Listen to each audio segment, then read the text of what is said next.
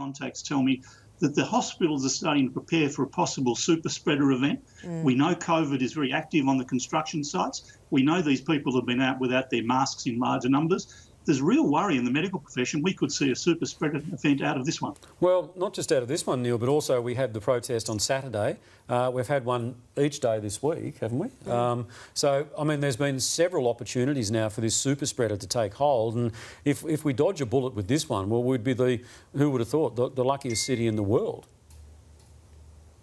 Well, yeah, look, it's true that it doesn't transmit easily outside, but the other protests are less dangerous than this one because this involved a lot of construction workers. And what is it, 30% of the cases come from construction sites? So you've got to assume there's a higher risk that construction workers, such as they were out and about in these protests, are potential carriers, which makes it more dangerous. So what can be done, Neil? Because as you know, Tony's been mentioning, and we've been hearing from this group that they're going to protest again day after day. What can be done, do you think? I don't know, and I don't think the police know. I don't think anybody knows. I'd like to see the Premier come out a bit stronger and appeal to them. I'd like to see him get on the phone to John Setka himself, not delegate Tim Pallas. I'd like him saying to John Setka exactly that. What do we do? How do we settle this down? I mean, John Setka's created this sort of environment with the tactics he's used over the years, and I think that's where you've got to start. I think we keep saying it's a sad day, and it is so sad to see this happening. It is so sad to see the police having to do this. And now there's talk of further restrictions on the media and reporting this. I don't know if it's accurate, but if that happens, that's a real worry in what used to be a democracy. Well, it's certainly locked in with the helicopter, Neil. It's a no-go zone over the CBD. I just ask you about, you mentioned... For how long, Tony? For how long? 5 days. 3 days? 5 days. Well, you see, they freeze the helicopters out during a siege on the moment, and that's fair enough. But a 5-day decision is a huge step, I think, in interference with the media. Now, we don't want to encourage it, but it is a massive interference with media freedom. It is. I just want to go back to, you mentioned John Setka there before. What voice does he have, though, now, Neil? I mean, he's struggling to maintain his leadership within the CFMEU, but, I mean, what's your gut feel about the makeup of these protesters? I mean, do you really think even 50% of these people are CFMEU members? Look, I wouldn't guess at a percentage, but I think there's a fair few CFMEU members in it. There's sort of people I've dealt with a lot over the years. And you can see, as the police say, they're angry young men. I don't think this is about vaccination or anything. It's just about making a point. Do you know, I saw yesterday, I've covered a lot of demonstrations. I go back to the Springboks in the 70s, the Vietnam demonstrations, the anti-conscription demonstrations. I've seen ugly, nasty demonstrations.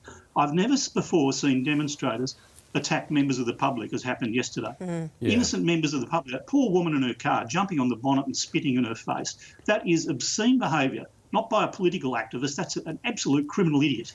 And there's a question, isn't there, Neil, for then those who are saying that they are peaceful protesters. We heard them on radio this morning saying that they were going to return today to the protest, that they were not involved in any acts of violence. There's a question for them, isn't there, that they are continuing to associate with this group who are acting in that way. It's exactly like what happened out at Richmond. If you turned up at that protest, if you turn up at these protests, you turn up knowing there's serious chance of violence, and you might be a genuinely frustrated, desperate person who wants to make a point.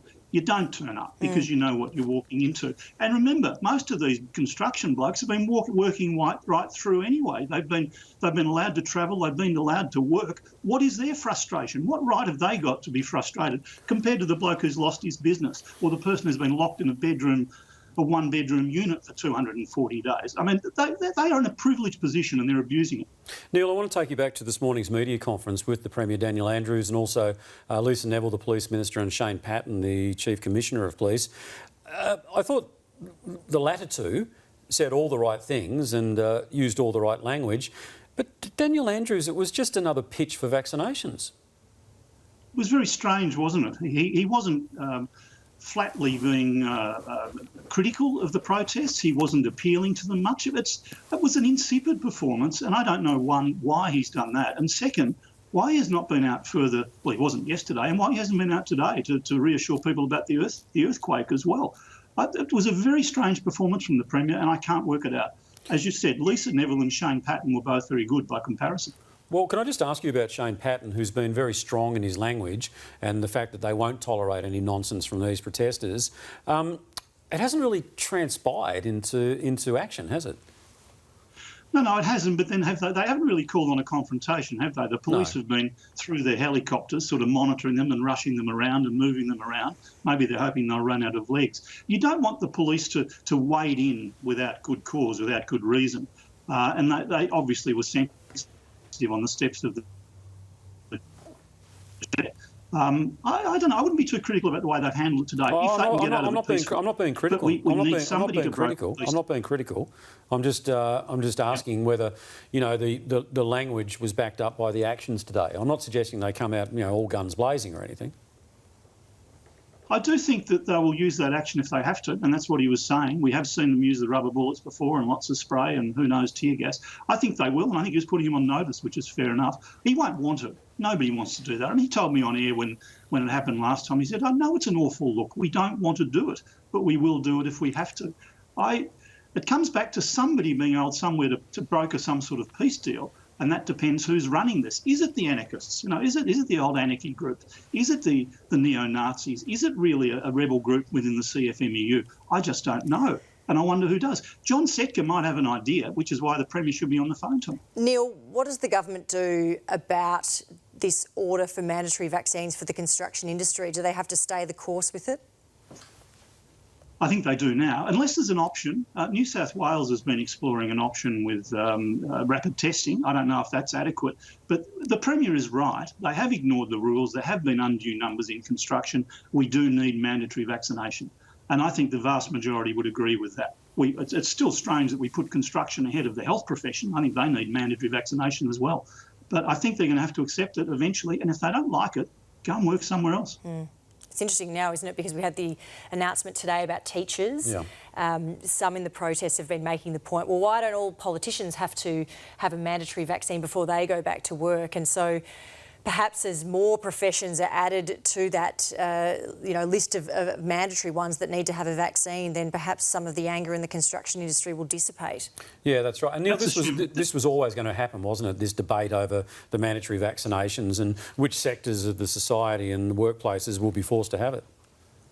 Yeah, it was. And it's not an easy one. I remember the Prime Minister very early on, probably 18 months ago, said to me they were looking at mandatory vaccination for everybody.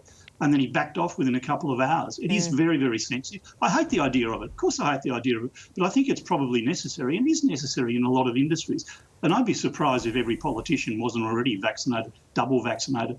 And logic, these people are beyond logic. You could line up everybody else in the state and have them vaccinated and these people still wouldn't be happy. I don't think logic's going to win this one. We already do it though, don't we? We already do it with, no jab, no play. Kids can't go to school unless they're vaccinated. It'd be interesting to know if, those people in that crowd of protesters, whether their children are vaccinated. It's one of those things that's just an automatic part of life. Of course it is. It's been part of life for a long time, and these people are risking all of us by what they're doing, not being vaccinated. Maybe, and this is for another day, but maybe what we've got to do is say if you're unvaccinated and you go to a public hospital, you get a bill. You get a bill and your health fund has to pay it. All right, as we look at more live pictures, Neil, from the Shrine, where hopefully things will start to dissipate in terms of the crowd numbers very, very shortly. And if the police have said to them, by all means leave, and this will end in a peaceful manner. So we'll see if that transpires, and hopefully it does. But Neil, just before I let you go, you survived the earthquake? Yeah, it's the worst I've been through worst anywhere, but certainly the worst in Victoria. I was sitting at the computer working. I nearly fell out of the chair. There were things falling off the shelf.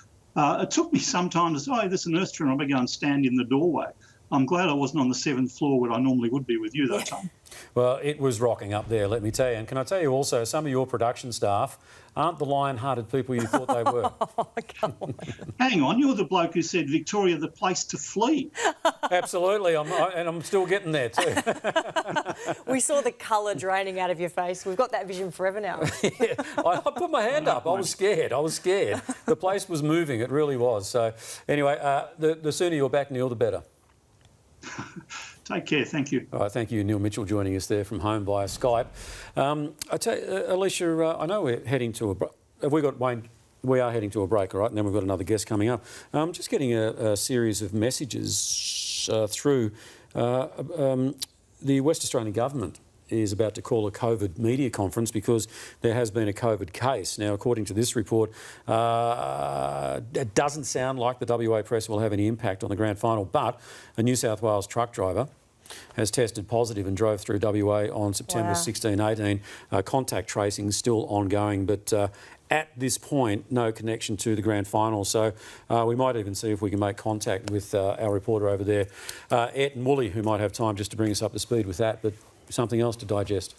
That was always the worry, wasn't it? That if they didn't get it away last weekend, Yep. it could be a case. Anyway, we will keep you across that developing story coming out of Western Australia, and we'll keep you across what is happening at the Shrine this afternoon. Some sort of agreement, we understand, has been reached between the protest group and police officers there. We'll be back with you here on 9 News in just a moment.